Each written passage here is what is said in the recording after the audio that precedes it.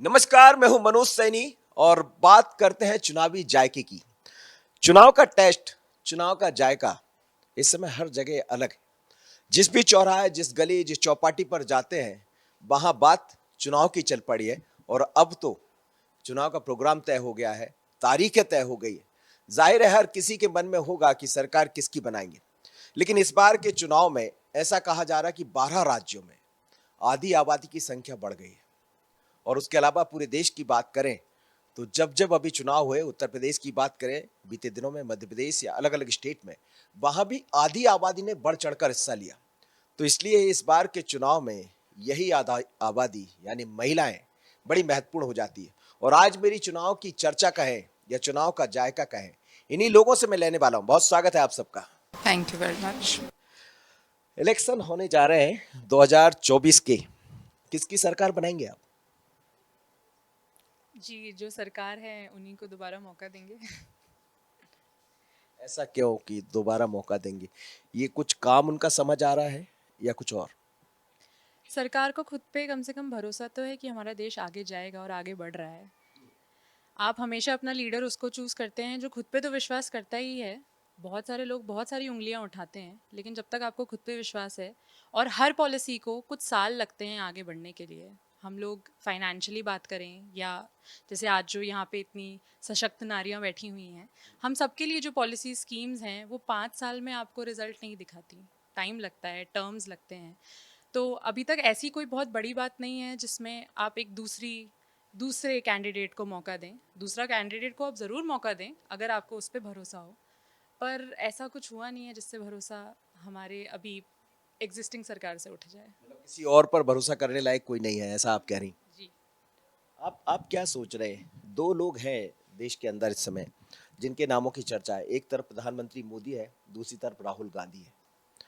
दोनों में से आप किसको देखना चाहेंगे? Modi again definitely. I think इतने इयर्स में हमने उनके जो भी उनने हमसे प्रोमिस किए थे, they have fulfilled a lot of them. And बाकी अगर हम देखा जाए तो हमारा इंडिया आगे ही जा रहा है। There is no year when we can say कि नहीं, हमने हमारे साथ कुछ हम लोग पीछे जाते जा रहे हैं। If you go to other countries तो वहाँ पे भी वो लोग इंडिया को अब बढ़ावा देने लगे हैं, जो पहले कुछ सालों तक बिल्कुल भी नहीं था। सो आई थिंक ऐसा बदलाव सिर्फ अभी इन्हीं सरकार ने लेकर आए हैं, एज कम्पेयर टू कोई भी और सरकार जो आई हो। लेकिन राहुल गांधी तो युवा है, वो यात्रा कर रहे हैं, करीब 6,000 किलोमीटर की यात्रा कर डाली उन्होंने, न्याय यात्रा। और आप लोग भी सब उसी तरह दिखाई मुझे दे रहे हैं। नहीं, आई थिंक उनके सिर्फ झूठे वादे रह गए हैं, या फिर कहा जाए कि जो मोदी गवर्नमेंट कर रही है उसके ऊपर सवाल उठाना रह गया है। तो रादर देन कि हमारी कंट्री किस तरीके से आगे बढ़ सकती है, अच्छे सुझाव देने की बजाय उनका सिर्फ एक क्रिटिसिज्म ही रह गया है हर रोज़। क्या ये लगता है आपको, क्रिटिसिज्म जिसकी बात कह रहे हैं कि आरोप लगाइए लेकिन आरोप के अलावा भी कुछ करिए, तो क्या आरोप नहीं लगाना चाहिए? मोदी सरकार पे तो बिल्कुल नहीं, क्योंकि जो भी चीज़ें हैं वो ऑन स्क्रीन दिख रहा है। और सोशल मीडिया की बात कहें तो सोशल मीडिया पे जितना लोग कितना जो बहुत अच्छा कर रहे हैं, जिनके बहुत सारे फॉलोअर्स हैं, जिनको सब देख रहे हैं। आज मोदी सरकार की वजह से जो अभी उन्होंने रिसेंटली क्रिएटर्स अवार्ड रखा, तो ऐसा मेरे हिसाब से पहली बार हुआ कि इतने सारे लोग जो सोशल मीडिया पे करते आ रहे हैं, लेकिन कभी ऐसा मौका नहीं मिला कि उनके काम को दर्शाया जाए। लेकिन मोदी सरकार के द्वारा इतने सारे क्रिएटर्स को अवार्ड मिला, उनके कामों से पता चला कि अच्छा इतने सारे लोग हैं जो बहुत कुछ अच्छा कर रहे ऐसा हैं। मान लें कि मोदी ने नब्ज पकड़ ली है। हाँ, बिल्कुल। मतलब आप सोचो, जिनके ऑलरेडी इतने सारे फॉलोअर्स हैं, अगर वो सारे के सारे लोग एक फंक्शन में, एक इवेंट में जा रहे हैं, तो उसका रिजल्ट क्या निकलेगा। आप क्या सोचती हैं, सरकार किसकी लेकर आएंगे आप? दिखा है इतने सालों में जो काम किया है, और पास की सरकार का काम नहीं दिखा, तो प्रोग्रेस जो है, जो वर्ल्ड इमेज है, वो डेफिनेटली अभी दिख रही है हमको। तो वही एक सरकार है जो लग रहा है कि प्रॉमिसिंग रहेगी एज कम्पेयर टू एक द अदर तरफ 70 कैंडिडेट। वर्ष है, 70 ईयर्स जिसे कहते हैं, कांग्रेस के कार्यकाल रहा। दूसरा 10 साल आप प्रधानमंत्री मोदी के बारे में जिनका आप जिक्र कर रहे हैं उनको देख रहे हैं। 70 और 10 में क्या फर्क देखते हैं? नहीं, बहुत बड़ा फ़र्क है। मैं ये कहूँगी कि 70 साल उनके पास बहुत बड़ा टाइम फ्रेम था जब वो बहुत कुछ कर सकते थे। तो वो 70 साल उतनी इफ़ेक्टिवली शायद नहीं यूज़ हुए और हमें नहीं दिखे। और उन्होंने ये 10 साल अच्छे से यूज़ किए, इसलिए उनका काम हमें दिख पा रहा है। हम तो वही देख पाएंगे जो हमें दिखेगा। अगर आम आदमी की बात करें, आम जनता की बात करें, तो उनके लिए तो विजिबिलिटी काम की ही है ना। तो ऐसा तो भी मान 70 लें कि साल वो बहुत ऐसा बड़ी मान लें कि वो दिखा अपॉर्चुनिटी नहीं है। पाए या दिखाने में माहिर है। देखिए, काम दिखेगा तो ही बोलेंगे ना, जो दिखता है वो बिकता है। तो जो दिखेगा उसी को ही जनता देख पाएगी। अगर नहीं दिखाया तो शायद उस गवर्नमेंट का फॉल्ट है कि वो नहीं दिखा पाए। बट अगर हम इंफ्रास्ट्रक्चर वाइज भी देखें, जो कि वो तो सबकी आंखों में आता ही है, तो इंफ्रास्ट्रक्चर वाइज भी हमारा देश दिख रहा है, वर्ल्ड इमेज पे हमारा देश दिख रहा है। और 70 साल अगर हमने किसी सरकार को दिए तो वो बहुत बड़ा टाइम फ्रेम है सब कुछ कर लेने के लिए, सब कुछ कर लेने के लिए, ऐसा मुझे मेरा लगता है। आपसे सवाल है, माइक लीजिएगा आप। अब तो फिर मैं राहुल गांधी पर इसलिए लौट रहा हूँ कि वो दिखने और बिकने की बात हो रही है। वो अभी निकले थे, दिखने ही निकले थे, और 5-6 हजार किलोमीटर उन्होंने यात्रा की, जिसका न्याय यात्रा। इससे पहले भारत जोड़ो यात्रा थी, न्याय यात्रा, भारत जोड़ो यात्रा, उसमें भी आपको राहुल गांधी नहीं दिख रहे हैं। सर मेरा मानना है कि सिर्फ आपको दिखना नहीं, आपका काम भी दिखना चाहिए। और राहुल गांधी का मुझे आज सच काम दिखा नहीं। जो जितने 70 साल अगर कांग्रेस की आप बात करें कि 70 साल था कांग्रेस के पास, उनका कौन सा काम दिखा। लेकिन 10 साल जब अगर मोदी सरकार के पास था, तो इंडिया 10 इयर्स अगो और इंडिया अब, चाहे आप बाहर देख लें या अंदर देख लें, बहुत फ़र्क है, ज़मीन आसमान का अंतर है। क्या फर्क देखते हैं आप? सर मैं भी अगर आप कहूँ वेरी रिसेंटली अगर आप इंफ्रास्ट्रक्चर पे देखिए, अगर उन्होंने एक ब्रिज का इनाग्रेशन किया फ्रॉम मुंबई टू नवी मुंबई, वो कनेक्टिविटी लाई, या उनने जितना इन्वेस्टमेंट इंफ्रास्ट्रक्चर के लिए किया, स्टेडियम्स के लिए किया, या फिर बाहर अपने कंट्री को जितना रिप्रेजेंट किया, जितनी रिस्पेक्ट हमें इस कंट्री को दिलाई, तो सर 10 इयर्स अगर हम कहाँ स्टैंड करते थे और आज कहाँ स्टैंड कर सकते हैं, आप भी देखते हैं। लोग ऐसा कहते हैं, मेरा आपसे सवाल है कि प्रधानमंत्री मोदी दिखाने में, मतलब कहते हैं कि इवेंट बनाने में बहुत मास्टर, ऐसा कांग्रेस आरोप लगाती है। वो इवेंट बनाते हैं या वास्तव में ऐसा कुछ कर दिया है? सी बात वही हो गई रिपीटेड, कि जो दिखता है वो बिकता है। तो उन्हें दिखाना आता है, काम जो करा है वो दिख भी रहा है। अब जिसने काम करा नहीं वो दिखाएगा क्या। नहीं, लेकिन इंदिरा गांधी, राजीव गांधी, तमाम सारे लोग हैं। उनका हाँ, वो भी नहीं दिख रहा है। देखा जाए तो उस टाइम पे हम थे नहीं। ये बड़ा महत्वपूर्ण है इस बार, इसीलिए जी। ये जो इलेक्शन की हम बात कर रहे हैं, चुनाव की, तो जितने लोग मेरे साथ बैठे हैं, इनमें से कुछ लोग तो देखे होंगे, खैर इससे पहले की सरकारें, दिग्विजय सिंह की सरकार की बात करें, राजीव गांधी की बात करें, नरसिम्हा राव की बात करें, पुरानी सरकारों को आपने किसने देखा है? आप जी, आपके पास दोनों अनुभव है। पुरानी सरकार भी आपने देखी है? पुरानी भी देखी है, अभी नई भी देख रहे हैं। तो what I feel is, India में हमें सबसे पहले तो जो हमारी यंग जनरेशन है उसे पॉलिटिकल एजुकेशन देना चाहिए। उन्हें पता ही नहीं है कि हमारी हिस्ट्री क्या है। उन्हें यही नहीं पता कांग्रेस कहाँ से शुरू हुई, बीजेपी कहाँ से आई। उन्हें ये भी नहीं पता कि इंदिरा गांधी कौन थी, उन्होंने क्या किया, उनके क्या सही गलत निर्णय, जी, डिसीशंस जी। थे जो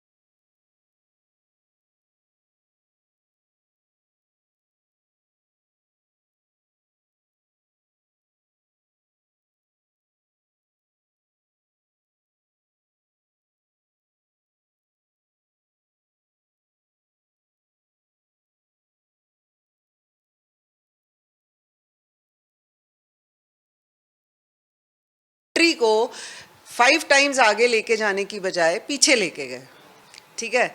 फिर उसके बाद मनमोहन सिंह को कोई नहीं जानता, ये जनरेशन किसी को नहीं जानती, वो सिर्फ अभी को जानती है, यानी ये 10 साल को। तो अगर उनको हम 10 साल पहले का भी बताएं तो आई एम श्योर उनके भी दिमाग में बहुत से सवाल उठेंगे, वो अपना डिसीजन सोच समझ के लेना शुरू करेंगे। और इंडिया में जहाँ तक मैं सोचती हूँ, पॉलिटिकली हम लोग अभी भी अनएजुकेटेड हैं। हम सिर्फ पर्सन को देखते हैं। मतलब यहाँ एक सवाल आता है कि नहीं देख पाए तो हाँ। दिखाने का काम तो वो करेंगे, जैसे नहीं, आप कह रहे दिखाते थे हैं, जो ठीक दिखेगा है। वो बिकेगा। नहीं, मैंने ये नहीं कहा नहीं, जो नहीं, दिखेगा वो मैं आपकी बिकेगा। बात कह रहा हूँ, आप लोग की बात कह रहा हूँ। लेकिन क्या ये लगता है कि विपक्ष यानी कांग्रेस यानी अन्य जो दल वो अपने आप को दिखा भी नहीं पा रहे? नहीं, वो दिखा नहीं पा रहे की बात नहीं, उनका हमेशा आपस में ही वो लड़ते रहते हैं। अगर हम ध्यान से देखें तो सिर्फ एक इंडिविजुअलिटी थी, गांधी परिवार, जिन्होंने सारा रूल किया।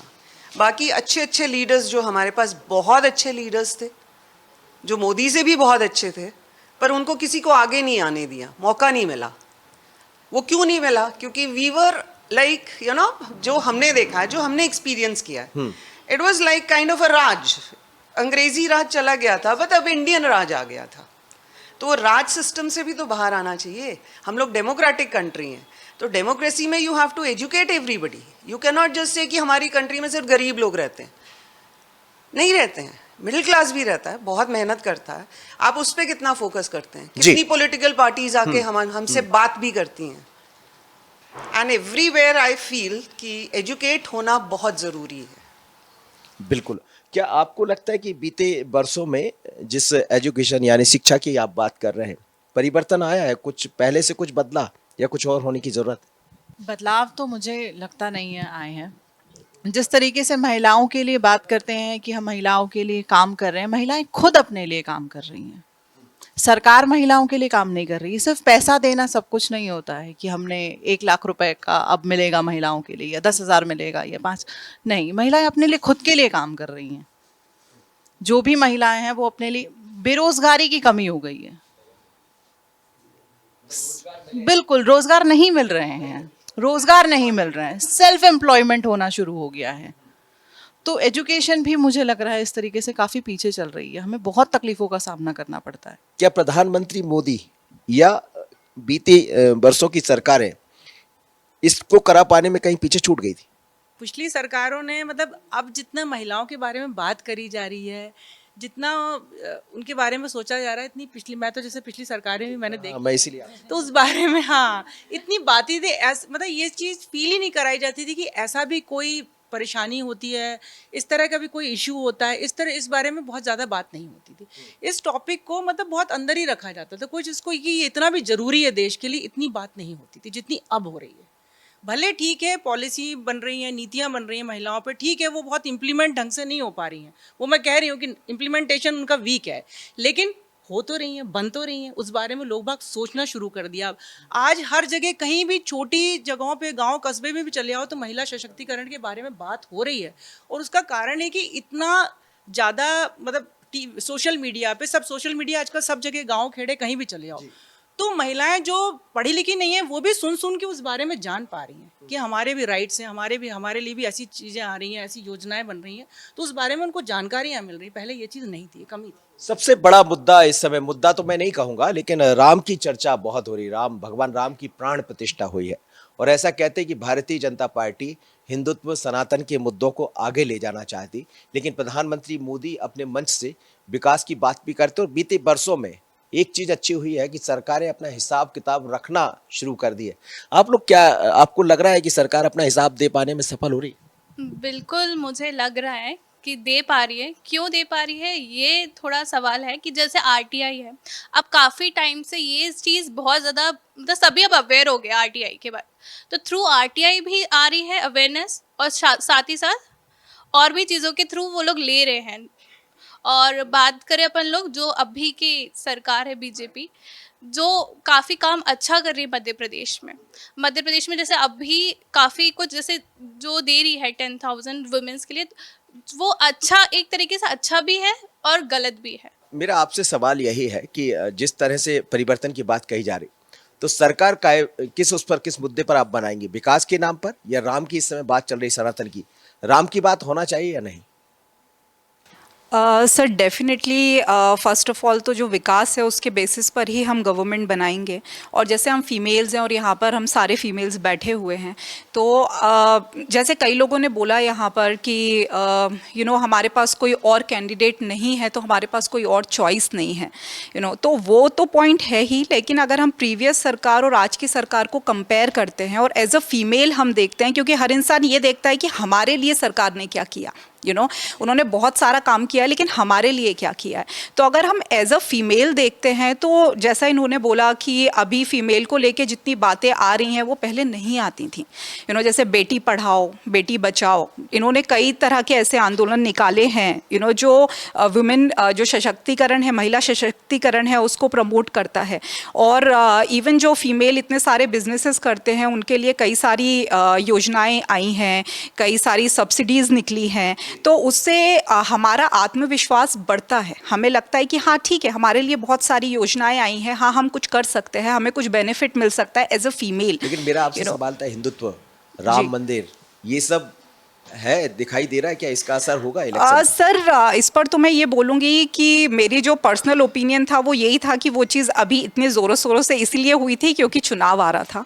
बट ऑब्वियसली हम हिंदू हैं तो हम उस चीज़ को प्रमोट करते हैं, और जब वो चीज़ हुई है तो as a Hindu we all were really really happy about it. But हाँ, उससे थोड़ा बहुत ये जो चुनावी मुद्दा जो था वो तो उससे अटैच था ही था। इस समय बड़ा चर्चा बना हुआ है इलेक्टोरल बॉन्ड, कह रहे हैं कि उसको लेकर दोनों के आरोप है, विपक्ष पर आरोप है और पक्ष पर आरोप है। आप क्या देखते हैं, इलेक्टोरल बॉन्ड का जो मुद्दा है ये कितना असर करेगा इस 2024 के चुनाव में, और किसको नुकसान पहुंचाएगा? तो मोदी जी का मुझे ऐसा लगता है कि वो बहुत ही सही टाइम पे उनकी सरकार आई है, जिस टाइम पर यूथ सबसे ज़्यादा सोशल मीडिया पर अवेयर है। आप देखिए, मैंने मोदी जी की कभी भी कोई बुराई नहीं देखी है सोशल मीडिया पर, किसी न्यूज़ चैनल पर नहीं देखी है।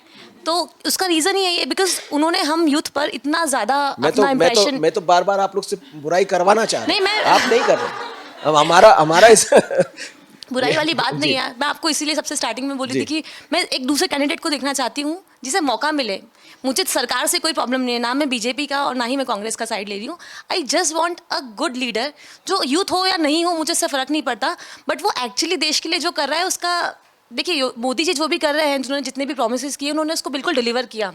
बट अगर आप मुझसे पूछें तो मैं अगर एक मूर्ति बनाने से ज़्यादा उस चीज़ को हॉस्पिटल्स बनाने में इन्वेस्ट करने के लिए, मतलब वो चीज़ जो हमारी पॉवर्टी को दूर करे, या फिर अगर आप एजुकेशन सिस्टम की बात करें तो हाँ वो ज़रूर रिवाइज हुआ था अभी रिसेंटली, जिसमें हमने अपनी हिंदू वाली चीज़ों को ज़्यादा करा। जैसे पहले हम मुगल्स की बात करते थे कि इन सब चीज़ों की बात करते, तो हाँ ये डेफिनेटली चेंज हुआ है और जो होना भी चाहिए, बिकॉज हम लोग तो मतलब आप ये समझ रहे हैं कि पहले मुगल की बात ज़्यादा हुई है? एग्जैक्टली जब मैंने खुद ने पढ़ा है तो हमने यही पढ़ते हुए हम आगे आए हैं कि उस टाइम पर उन्होंने, देखिए हिस्ट्री में होना बहुत ज़रूरी है कि हमें पता रहे कि किसने किस दशक में किसने कौन राजा रहा, कौन रहा, but at that same time हमें हिंदू के बारे में भी पता होना चाहिए। जैसे आजकल लोग राम को इंट्रोड्यूस कर रहे हैं, जैसे आजकल हमारी हिंदू सनातन धर्म इन चीज़ों को इंट्रोड्यूस कर रहा है, विच इज़ वेरी इंपॉर्टेंट, और जो होना भी चाहिए। आजकल के बच्चों को ज़रूर इस चीज़ के बारे में नॉलेज होना चाहिए कि राम भगवान, हमारे जितने भी भगवान थे वो कौन थे, हमारा धर्म क्या हमारा कहता है? धर्म क्या कहता है। अच्छा ये बताइए, भ्रष्टाचार जैसा जो मुद्दा बड़ा हावी रहा देश और दुनिया में, खासकर भारत की बात करें, आपको लगता है कुछ हद तक उस पर विराम लगी है या और करने की जरूरत है? Corruption has been a big issue बहुत सालों से। तो अब ये होता है कि लोग, जैसे ऑपोजिशन पार्टीज़ हैं, उनके जब भी ईडी की रेड्स होती हैं या रेड्स होती है तो वो ये बोलते हैं कि क्योंकि इलेक्शन आ रहा है या हमारी पार्टी आगे बढ़ रही है इसलिए बीजेपी गवर्नमेंट आजकल डोमिनेंट है। वो आती हैं, हमारी पार्टी के मेन लीडर्स हैं, उन पे आरोप लगाने के लिए, उनको जेल में डालने के लिए, देश को आगे बढ़ने से रोकने के लिए, इसीलिए करते हैं।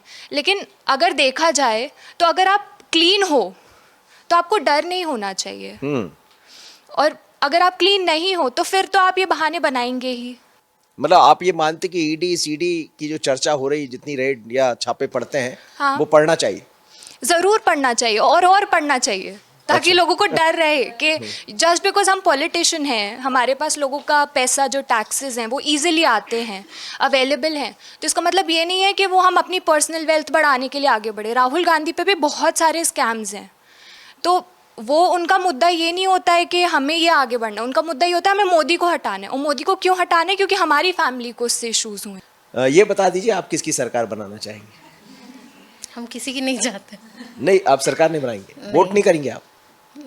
करूँगी, किसको? बीजेपी को, कांग्रेस को? दोनों में से किसी को नहीं। नोटा हो जाएगा। नोटा को। तो इतना इतना क्या हो गया कि दोनों अच्छे नहीं लग रहे? एक जो इन्होंने बोला कि राहुल गांधी जो है कुछ अच्छा प्रॉमिस भी नहीं कर पा रहे और कुछ अच्छा कर भी नहीं पा रहे। बीजेपी गवर्नमेंट एक लॉन्ग टाइम से चल रही है, उन्होंने दिखाया बहुत कुछ है बट बहुत कुछ नहीं हुआ है। और होना चाहिए। जितना दिखा है उस हिसाब से नहीं हुआ है। आज मैं यहीं के रोड्स में निकलती हूँ, रोड्स में लाइट्स नहीं है, कैपिटल है ये। अच्छा, लोकल इशू है आपके, मतलब जो हाँ। मुद्दे हैं कि जब स्थानीय जो मुद्दे हैं वो ठीक नहीं हो पा रहे तो देश के मुद्दे कैसे ठीक होंगे? ये मैं- डेफिनेटली आज मैं जहाँ तक समझती हूँ भोपाल, यूपी और मतलब एमपी और यूपी गढ़ है इसका। तो जो गढ़ है अगर वहीं का रास्ता सही नहीं है, लाइट सही नहीं है, तो अब बाकी जगहों को कैसे देखोगे? आप किसकी सरकार बनाना चाहेंगे? जैसे कि मैंने पहले कहा, अभी हमारे पास चॉइस नहीं है। और कभी कभी चॉइस नहीं होने के बाद उसमें डिसीजन शायद हम बेहतर नहीं ले पाते हैं, बट हाँ डेफिनेटली तो चॉइस आपको क्या लग रहा है, मोदी है मुमकिन है, जैसा बीजेपी एक नारा दे रही है, तो ये मजबूरी है या जरूरी है? मेरे हिसाब से ज़रूरी है। आप मैम क्या मानती है? सर, आज की कंडीशन देखते हुए ज़रूरी है, क्योंकि हमारे देश की बहुत सारी की इश्यूज़ हैं हमारे देश में। तो अगर 10 थे तो उसमें से हम कह सकते हैं कि 2 तो सॉल्व हुए हैं। तो अगर हम उनको थोड़ा और टाइम देते हैं तो एटलीस्ट हमारे पास होप है कि वो हो सकता है। दूसरों के साथ तो हमारे पास वो होप भी नहीं है, तो एटलीस्ट हमें होप लेके चलना चाहिए। आप भी ऐसा देखती कि कोई ऐसा है नहीं, मतलब मजबूरी है, मजबूरी भी विपक्ष नहीं है, आप ऐसा मानती? विपक्ष तो नहीं है, क्योंकि विपक्ष के लिए भी मैंडेट तो होना जरूरी है ना। 100 सीट्स भी नहीं होती हैं टोटल पूरे तो ये सबके आप ही मिला लोग के। तय करते ना, वोट तो आप ही लोग डालें। हाँ, तो हम ही यही तय करते कि हमें मोदी चाहिए। मैं बोलूँगी इस बार मेरी मजबूरी तो नहीं है, क्योंकि हाँ ये डेमोक्रेसी की विडंबना है कि हमारे पास एक ऑपोजिशन अच्छा नहीं है और जहाँ इतने लोगों को लगता है कि हमारे पास चॉइस नहीं है। मेरी चॉइस मोदी इसलिए रहेगी क्योंकि मैं पॉलिटिक्स को भी एज अ गेम देखती हूँ। हम सब जब यहाँ पे माने हम देश का उद्धार करना चाहते हैं, पर हमें एक ऑलराउंडर पॉलिटिशियन चाहिए। जो दिखता है वो बिकता वाली बात तो दिखाना आना भी तो चाहिए। बहुत सालों से इंडिया को माना जाता था कि गरीब देश है, गरीब देश है। हम बहुत पहले भी बहुत विकसित थे, पर दिखता नहीं था सामने। जो कर रहे हैं उसको दिखाना आना भी तो एक आर्ट है। वो पॉलिटिक्स सबको नहीं आती ना। हमारे देश में कोई पॉलिटिक्स को एज आर्ट नहीं देखता। जो सबसे अच्छा कर पा रहा है, एक ऑलराउंडर दिख भी पा रहा है और पीछे भी कर पा रहा है। कमियां तो हमेशा चलती रहती हैं। इलेक्टोरल बॉन्ड का आपने पूछा, तो वो तो एक बहुत बड़ा क्राइसिस है जो हुआ है। पहले भी बहुत भ्रष्टाचार हुआ था, अलग अलग तरीके से पैकेज करा जा रहा है भ्रष्टाचार को। इलेक्शन के इतने पास आया है, लेकिन आप देखिए बोला जाता है कि हमारी जुडिशरी फ्री नहीं है। गवर्नमेंट के अगेंस्ट तो डिसीजन आया है ना। इलेक्टोरल बॉन्ड में तो गवर्नमेंट के अगेंस्ट ही डिसीजन हुआ। न्याय ने अपना काम किया, कोर्ट ने अपना काम किया। तो अगर आप ये सोचें कि एक तरफा देश चल रहा है, कि बिल्कुल एकदम कहने को डेमोक्रेसी है लेकिन एक ही सरकार रूल कर रही है, तो ऐसा नहीं है। नहीं, अब ऐसा नहीं कह सकते कि मोदी जी बना रहे हैं, बट ठीक है, अब हमारे पास चॉइसेस नहीं है तो हम एक और मौका देना चाहते हैं और बदलाव मोदी जी को बिल्कुल। भोपाल की जो लोकसभा है जिसमें हम बैठे, क्या होना चाहिए भोपाल में, और क्या देख रहे हैं लोकसभा की दृष्टि से? हम देखें भोपाल में किस चीज़ की कमी देखते हैं, आप बता दीजिए। देखिए, अगर आप मुझसे पूछेंगे भोपाल का, तो मुझे भी वही लगता है कि और रोड्स अच्छी हो सकती है, मतलब और हम हमारे इंफ्रास्ट्रक्चर पे और काम कर सकते हैं। ऑल्दो हमारे यहाँ चल रहा है स्मार्ट सिटी का प्रोजेक्ट जो चल रहा है ऑलरेडी, इसके अलावा CM राइज का भी चल ही रहा है, लेकिन स्टिल मैं चाहती हूँ कि जो हमारा भोपाल है उसमें ऑलरेडी काफ़ी ग्रीनरी है। तो आजकल क्या हो रहा है कि ग्रीनरी, मैं इंदौर की हूँ बेसिकली, मुझे भोपाल सिर्फ इसलिए पसंद है बिकॉज यहाँ बहुत ग्रीनरी है। तो मैं चाहती हूँ कि ग्रीनरी हमेशा फ्लरिश करे, कम नहीं हो। मैं जब से आई हूँ मैं देख रही हूँ यहाँ पर कम होती जा रही है, तो वो चीज़ मुझे बहुत बुरी लगती है, बिकॉज मुझे भोपाल बहुत ब्यूटीफुल लगता है। अभी CAA का मुद्दा बहुत सामने आया, लागू भी कर दिया सरकार ने। जी, होना चाहिए था? मेरे हिसाब से होना चाहिए। मेरे हिसाब से भी होना चाहिए, बिकॉज जो हमारी पास की कंट्रीज़ हैं उधर पे वो ऑलरेडी एक पर्टिकुलर रिलीजन से सेंट्रिक हैं, तो वहाँ पे बाकी सारे रिलीजन्स को प्रेफरेंस नहीं देते हैं या फिर इक्वल राइट्स नहीं हैं। तो अगर वो हमारी कंट्री में आके शरण लेना चाहते हैं, बिकॉज इंडिया को हम सेक्युलर बोलते हैं, तो अगर वो आके शरण लेना चाहते हैं तो इसमें कोई गलत बात नहीं है। और अगर उन पे कहीं और अत्याचार हो रहे हैं और वो यहाँ आकर सेफ हैं तो इसमें कोई बुराई नहीं है। तो आज हम बात कर रहे थे भोपाल वुमेन हब की महिलाओं से, जिनमें तमाम बिजनेसमैन भी हैं और अलग अलग क्षेत्रों में काम करने वाली महिलाएं भी, और समझ रहे थे कि देश की नब्ज क्या कहती है। नेताओं की नब्ज क्या कहती है। बात मोदी की भी है, राहुल की भी है, लेकिन उसके साथ तमाम सारे मुद्दे हैं। हर एक मुद्दे के बारे में अब ये वो महिलाएं नहीं है जो नहीं जानती, ये राम के बारे में भी जानती है, ये सीए के बारे में जानती है, और जो महिला सशक्तिकरण की बड़ी बड़ी बातें कही जाती उसके बारे में भी जानती। तो चुनाव की चर्चा में आज इतना ही। मुझे, मेरे सहयोगी आशीष और दिलीप को दीजिए इजाजत। बने रहिए बंसी न्यूज़ पर। नमस्कार।